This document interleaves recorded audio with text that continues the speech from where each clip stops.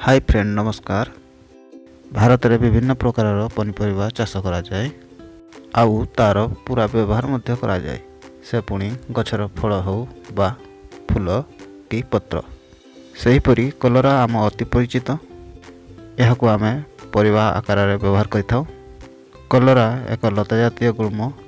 यार पत्र और फल अत्यंत पिता किंतु यार औषधीय गुण अमृत तुल्य अटे। तेबे डेरी न करी जानि नेबा कलरार किछि औषधीय गुण विषय रे। हमारा चैनल को सब्सक्राइब करने के लिए लाल कलर का जो सब्सक्राइब है उसमें क्लिक करें और घंटी को दबा के ऑल कर दें ताकि हमारा नई नई वीडियो का नोटिफिकेशन आपको मिलता रहे। ताजा कलरा किंबा पत्र रस को गरम करी अल्प उषुम थाई कान दुई दुई बुंद पकाइले कर्णपीड़ा दूर होता है। कलरा पत्र रस 10 ରୁ 15 ml रे हरिडा को घरी महू सहित पीले जलदर रोगरू लाभ मिलता है। कलरा लतार मूलर उपर चपा को पानी रे सिजाई 50 ରୁ 100 ml क्वात्रे चीनी मिसाई पीले रक्ताशय लाभ मिले किंबा कलरा रस 2-2 चामच किसी दिन पीले लाभ मिलता है। अर्श पाई कलरा लतार चेर को घरी अर्शंकुर लगाइले लाभ मिलता है। कलरा पत्र रस 10 ରୁ 15 ग्राम रे शुंठी कड़ा मर्च और पिपिड़ी चूर्ण मिसाई दिन को 3 थर सेवन कले मासिक धर्म ठीक होता है। कंचा कलरा रस को गरम करी गंठी उपर लेप देले गंठी दूर हुए। कलरा पत्र को बाटी मथारे लेप देले मुंड बिंधा भल हुए।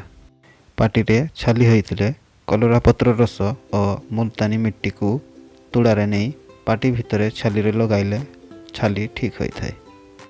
कलरा को भाजी नियमित भाव किसी दिन खाइले कष्टबद्धता दूर हुए।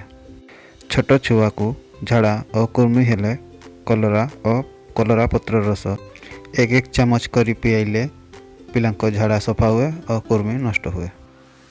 छोट छुआंकर बांती होतले कलरा मंजी 3टी और 3टी गोलमरिच बाटी अल्प पानी मिसाई छाणी अल्प अल्प करी पियाइले बांती बंद हुए।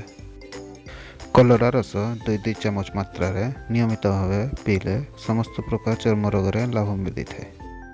कलरा और कलरा पत्र रस किछि दिन नियमित भाव 2 ରୁ 3 चामच लेखाएं पीले यकृत रोग रे लाभ देखा जाए। जादू होइतिले कलरा पत्र रस और निम्ब पत्र रस मिसाई जादुरे लगाइले भल हुए। पिलांक पई क्षीर हो नथिले कलरा रस और कलरा तरकारी खाइले क्षीर वृद्धि होता है। घा सुखा कलरा चेर को बाटी घा उपर रखी पटी बांधिले घार पूज बाहरी जाए और सुखी जाए। कलरा को बाटी फुला जगह रखी पटी बांधिले फुला कमी जाए।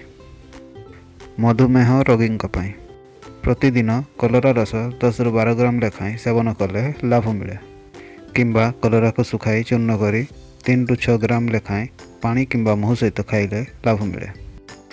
गोटिए कलरा गोटे टमाटो गोटे छोट काकुड़ी 7टी सदाबहार पत्र 7टी सदाबहार फूल को बाटी रस बाहर करी सकाळे खाली पेट्रे पीले मधुमेह रोग रे लाभ मिले।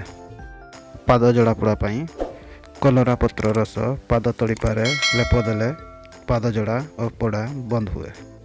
कलरा पत्र रस गोलमरिच को घरी आखि ऊपर और तल पतारे अंजन करी लगाइले अंधारपणा रोग दूर हुए। भिडियोटी आपको किपरि लागिला कमेंट करी निश्चित जणांतु। वीडियो को लाइक शेयर एवं सब्सक्राइब करंतु। पुणी थे देखाबो आ गोटे नुआ वीडियो सहित। धन्यवाद।